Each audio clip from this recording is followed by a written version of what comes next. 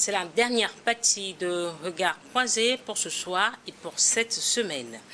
Au Togo, la rentrée scolaire 2025-2026 s'ouvre sous le signe des réformes.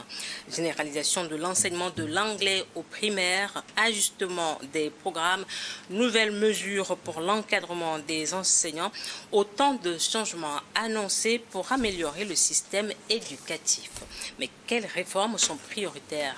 Comment s'assurer de leur application effective sur le terrain et surtout ces mesures répondent-elles réellement aux attentes des élèves, des parents et du corps enseignant? C'est autour de ces enjeux que se construit cette dernière partie de Regard croisé. Alors, Constant, quel état des lieux fais-tu? Peux-tu dresser du secteur de l'éducation au Togo? Madame, en tant que parent d'élèves et acteur de la société civile, je pense que en attendant la rentrée universitaire, c'est la rentrée scolaire qui s'annonce pour lundi 15 septembre.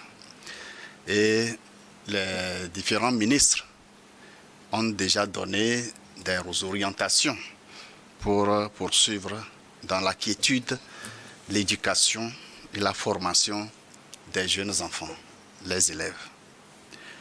Je pense que beaucoup de réformes avaient été déjà engagées depuis longtemps et se poursuivent, orientées par les différents documents de politique, notamment la feuille de route gouvernementale qui a défini 3 projets prioritaires pour le secteur de l'éducation, le projet prioritaire 9, le projet prioritaire 10 et le projet prioritaire 11, qui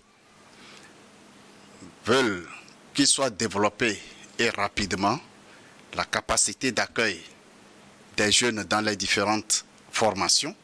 Quand on dit capacité d'accueil, ce n'est pas seulement les amphis et les salles de classe, ce n'est pas seulement la création des établissements, il s'agit également de la création des conditions d'efficacité de la formation et de son efficience pour orienter les formations vers l'emploi.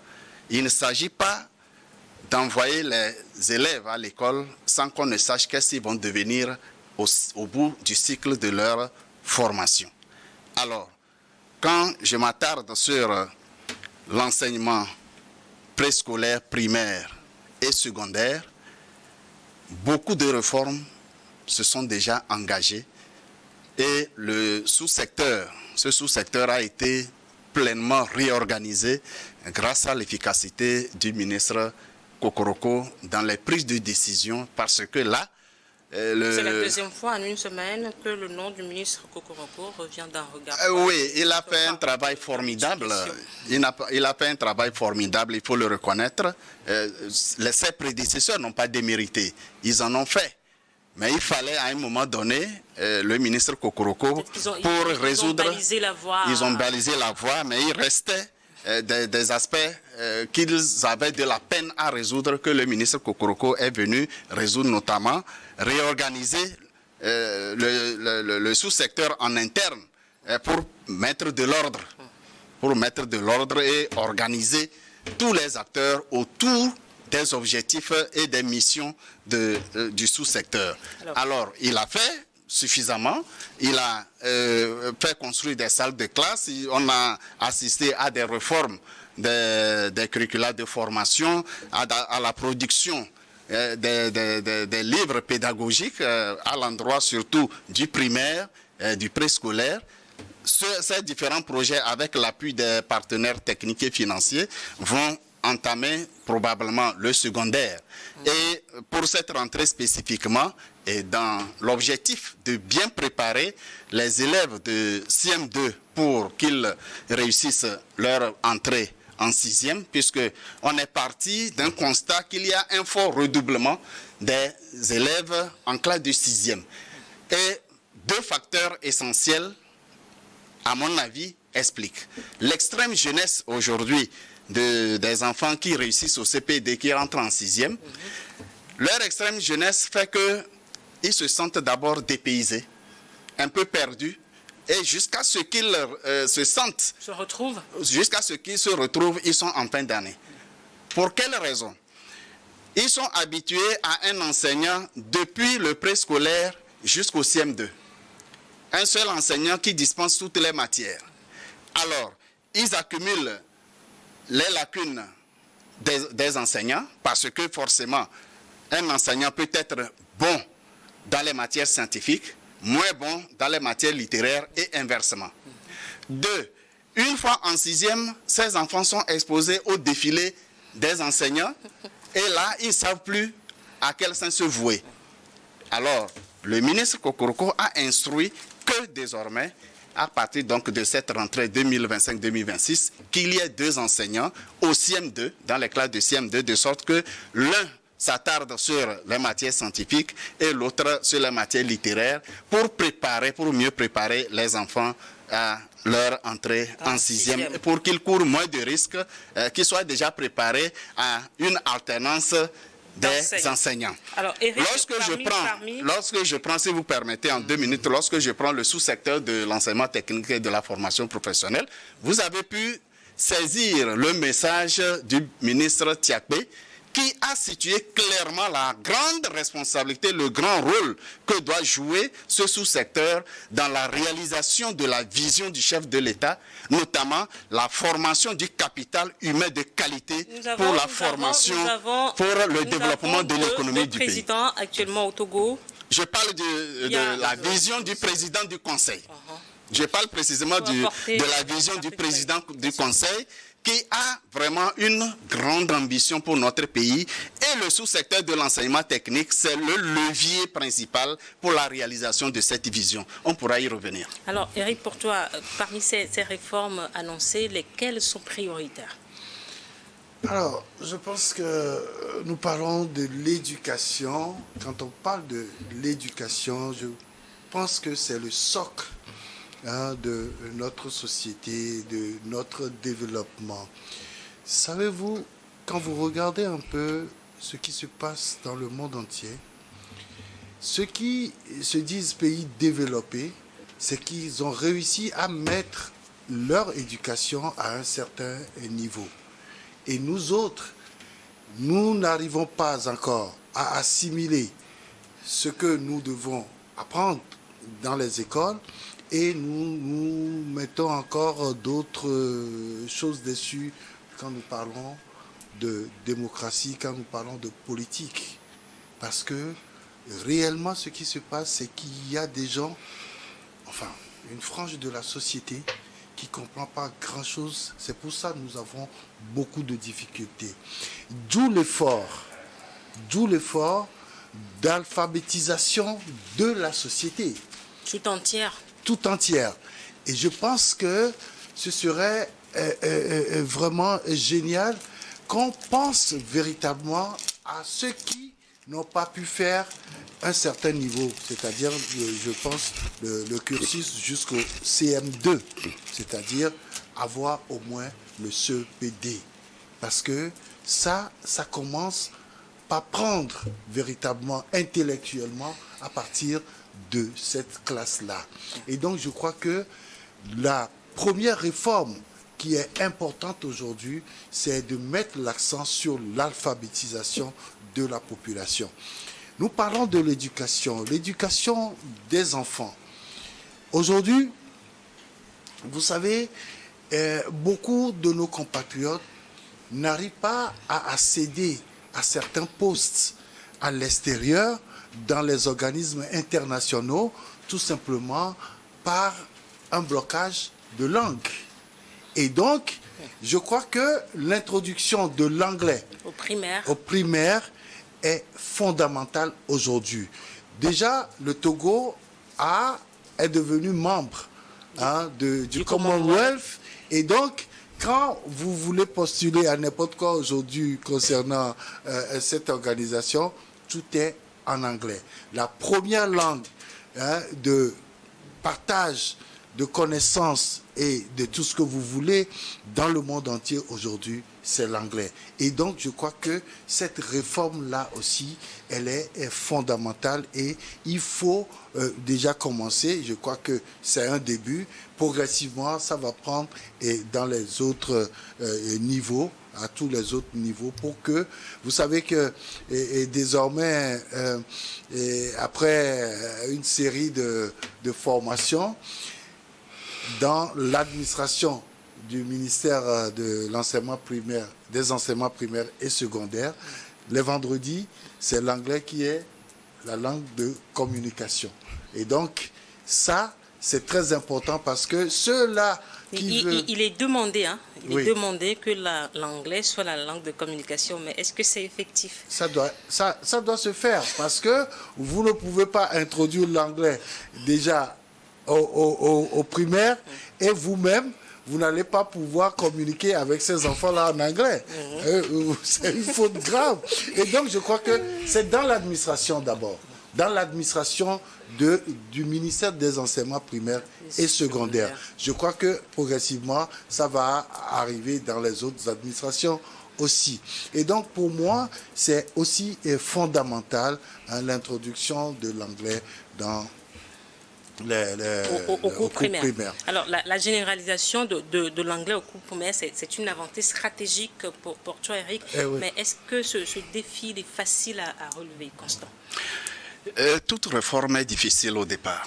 Et cette réforme qui consiste à généraliser l'enseignement de l'anglais depuis le préscolaire et le primaire va commencer effectivement avec toutes les difficultés parce que les enseignants du cours primaire qui ont abandonné l'usage de la langue anglaise depuis très longtemps, et déjà, il fallait les voir lors de la formation pour enseigner l'anglais, des gens qui ont la langue complètement fixée, bloquée. Maintenant, il faut se battre pour prononcer. Alors, quand l'enseignant n'arrive pas à prononcer lui-même les mots, on se demande comment il va enseigner. Ces difficultés sont passagères parce que ces enseignants seront recyclés au fur et à mesure pour qu'ils soient à la hauteur. Je voudrais aussi suggérer dans cette réforme de généralisation de l'anglais qu'en réalité, si on veut vraiment participer à la politique du Commonwealth, où c'est véritablement un rendez-vous de donner ou de recevoir, il faudrait qu'on sache, que les jeunes sachent comment s'appelle la technologie dans la langue locale. Parce que nous n'irons pas seulement chercher la technologie d'ailleurs, mais il faudrait qu'on dise ce que nous avons chez nous, les opportunités qui sont là, ou lorsque nous cherchons de la technologie, c'est pourquoi faire, qu'est-ce qu'il faut en faire chez nous. Ce n'est pas seulement la langue, mais il faut aussi reformer les contenus de l'éducation pour que nous ayons une maturité, des informations précises sur notre environnement et ce que nous sommes capables de faire de notre environnement. Je pense que le ministre Tiakpe l'a rappelé à la dernière revue du secteur de l'éducation où il a clairement posé le problème du sens de l'orientation de notre système éducatif. Est-ce qu'il faut continuer à développer des enseignements pour renseigner les statistiques des partenaires ou bien il faut ancrer le système éducatif dans nos besoins de développement? Alors, et quelle était la réponse? Il a trouvé une réponse à ce questionnement? Le mérite, c'est d'avoir posé le problème et les suggestions qui sont contenues dans la résolution de cette dernière revue renvoient forcément à une réadaptation des curricula de formation aux réalités économiques de notre pays. Et là, concernant le sous-secteur même de l'enseignement technique et de la formation professionnelle, les réformes curriculaires se passent tout le temps parce que les formations doivent répondre à la dynamique de l'évolution du secteur économique. Et nous savons à quelle vitesse ce secteur économique évolue. Alors, il faut chaque fois adapter les besoins de compétences au curricula ou les curricula à ces besoins de compétences, selon les référentiels de métier. Il faut donc continuer les réformes dans la construction pour accueillir dans l'ouverture de nouvelles formations, il faut continuer la formation des formateurs, et je vous rappelle, les réformes de l'Institut national de formation et de perfectionnement professionnel, en collaboration avec l'Université de Lomé, a désormais ouvert la formation des formateurs du sous-secteur de l'enseignement technique et de la formation professionnelle. C'est l'une de mes inquiétudes, Eric. Est-ce que les conditions matérielles et pédagogiques sont toutes réunies pour la mise en œuvre effective de ces réformes annoncées par Constant l'a déjà dit, dans toute réforme, il y a des difficultés inhérentes qu'il faut essayer de casser au fur et à mesure. C'est-à-dire que vous n'allez pas dire que tout est déjà prêt et vous allez commencer quelque chose, mais il faut y aller. Et surtout, qu'il ne faut pas oublier que le terrain aussi est un peu difficile. C'est pas tout le monde qui assimile très rapidement les nouvelles réformes. Et il faut que les gens s'adaptent aux nouvelles conditionnalités de ces réformes-là. Et je pense que, oui, ça va être un peu difficile, mais on va y arriver. Moi, je dis toujours qu'il faut commencer quelque part quand on a une vision.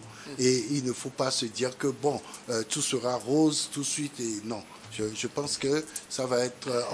toutes les conditions ne peuvent pas être totalement réunies tout de suite pour amorcer ces réformes. Alors, quel impact concret ces réformes peuvent avoir sur les élèves ou sur leurs familles? Ah, mais évidemment qu'on parle de la formation intellectuelle des jeunes. Et donc, je crois que vous allez constater que c'est comme vous faites du sport. Un enfant on lui dit, va faire du sport, il s'essaie, il n'y arrive pas. Le jour où il va démarrer, tout le monde est étonné de le voir à ce niveau-là. Et donc, à partir de ce moment, l'enfant commence par raisonner, l'enfant commence par s'assagir. Et donc, je crois que toutes ces réformes-là auront des impacts positifs sur les apprenants et automatiquement sur les parents. Il y a un sujet que nous avons essayé de développer dans notre journal aujourd'hui. Excuse-moi de faire un peu de la publicité. Ça parle des journées continues ou de la double vacation. Et c'est un débat qui a été ouvert et des gens se sont prononcés là-dessus. Aujourd'hui, on se demande, avec tout ce que nous avons, vous savez, il y a des efforts qui se font à tous les niveaux pour que l'éducation soit quand même acceptable. Et donc, est-ce qu'il faut continuer avec matin et après-midi ou faire une journée continue? Et le débat est lancé. C'est très important ce débat-là parce que ailleurs, ceux qui font encore les journées continues, ils ont un avantage. Lequel? Par exemple, quand toute l'administration est en journée continue, ça permet aussi aux parents de venir chercher les enfants à la sortie. Et les parents peuvent encore vaquer à d'autres occupations et ça apporte quand même un flux économiquement.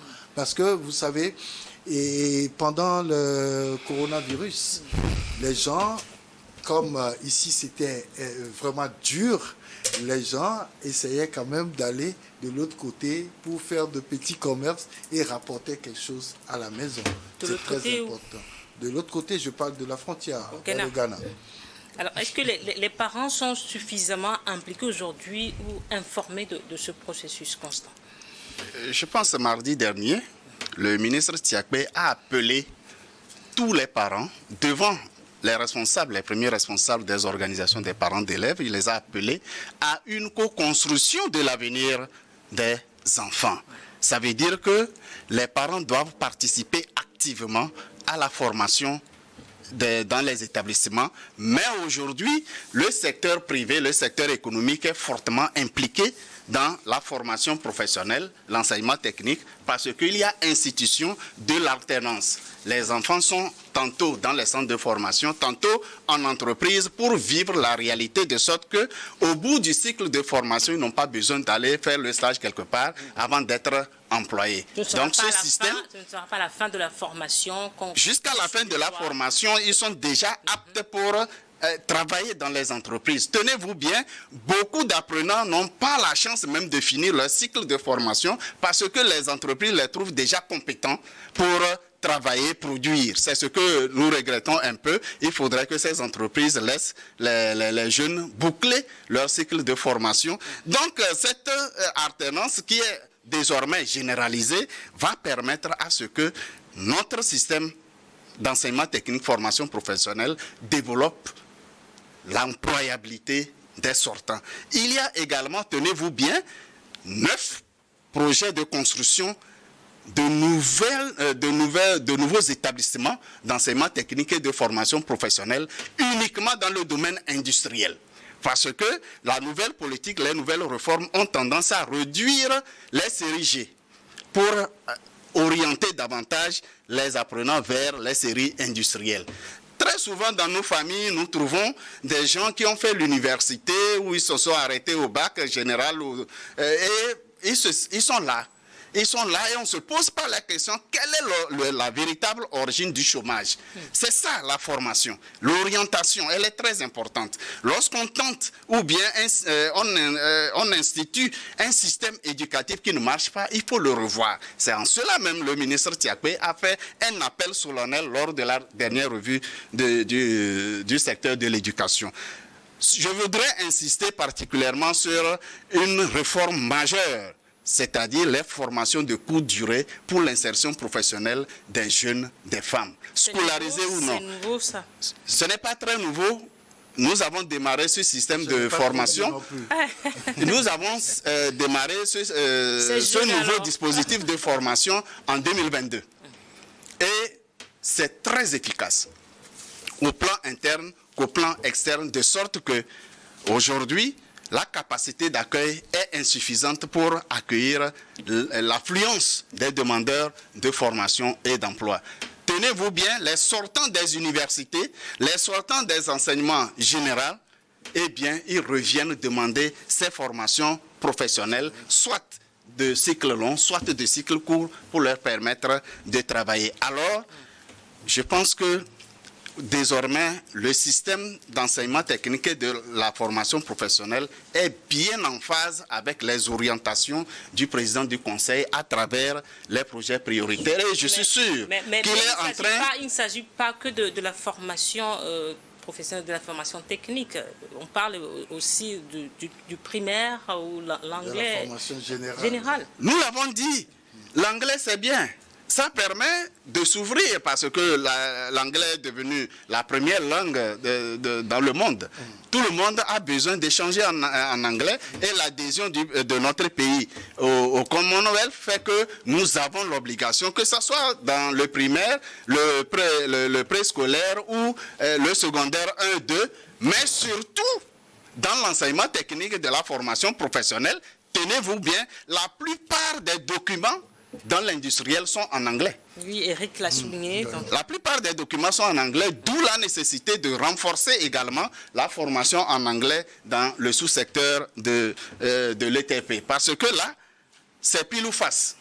Le plateau technique répond, les sortants seront bien pour rentrer en entreprise, pour créer leur propre emploi ou pour se faire employer, mais il faut former les formateurs pour qu'ils soient très efficaces. Je vous informe qu'il y a plusieurs domaines dans lesquels aujourd'hui le Togo est obligé d'importer les compétences professionnelles de l'extérieur, ce qui n'est pas normal. On ne peut pas à la fois avoir des diplômés sans emploi au même moment qu'on ait besoin des jeunes d'ailleurs.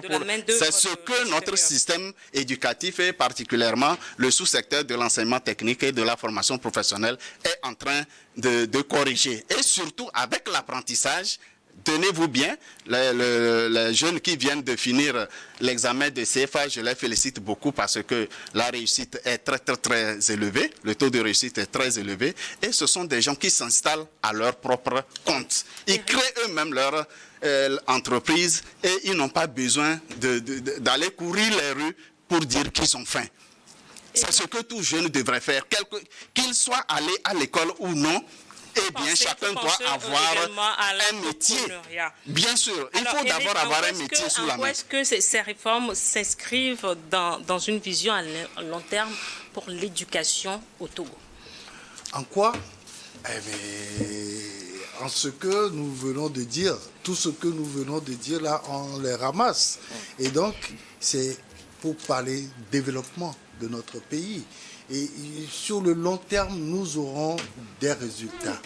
Et ces résultats-là, et tout ce que Constant vient de dire en ce qui concerne la formation professionnelle, je crois que c'est là où nous allons. Et c'est ça même la vision. Et donc je crois que on forme des gens, c'est pour que le pays puisse aller de l'avant. Et en termes de développement, il faut qu'on ait de très bons résultats et on les aura, tout simplement. Nous sommes arrivés à la fin de Regard Croisé. Vous avez peut-être un mot de la fin, Eric? C'est pour dire encore félicitations à Alexis Romao. Je veux parler du football. Il vient d'être honoré par la Fédération togolaise de football parce qu'il a fait 20 ans en l'équipe nationale. Et le mardi dernier, il nous a encore émerveillés. On ne dirait pas un jeune de 41 ans, mais il a fait, enfin, il a affronté le Soudan à lui tout seul. Je crois qu'il est à féliciter et que tout honneur lui soit encore rendu à Alexis Romao.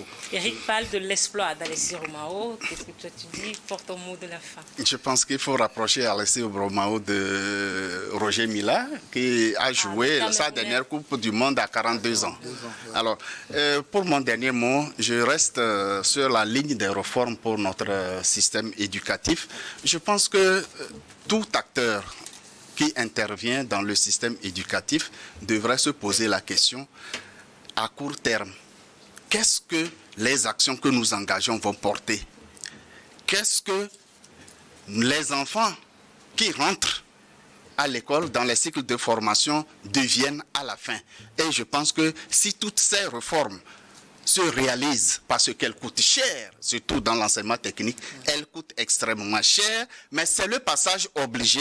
Il faudrait que le financement soit conséquent pour qu'on ait une métamorphose de notre système éducatif, de notre système ETP pour répondre correctement aux négociations, aux résultats des négociations du président du Conseil qui ne cesse d'attirer les investisseurs dans notre pays. N'en déplaise aux détracteurs, il nous a annoncé l'arrivée très prochaine de l'entreprise Toyota. Merci, Constant. Si nous n'avons pas les compétences humaines pour accueillir ce joyau, eh bien, ce sera peine perdue pour les efforts de notre président du Conseil. Constant Lemou, merci d'être passé sur ce plateau. Vous êtes analyste politique, secrétaire général du collectif des jeunes pour le développement. Tout le plaisir a été pour moi. À Eric Johnson, le directeur de publication du journal L'Union.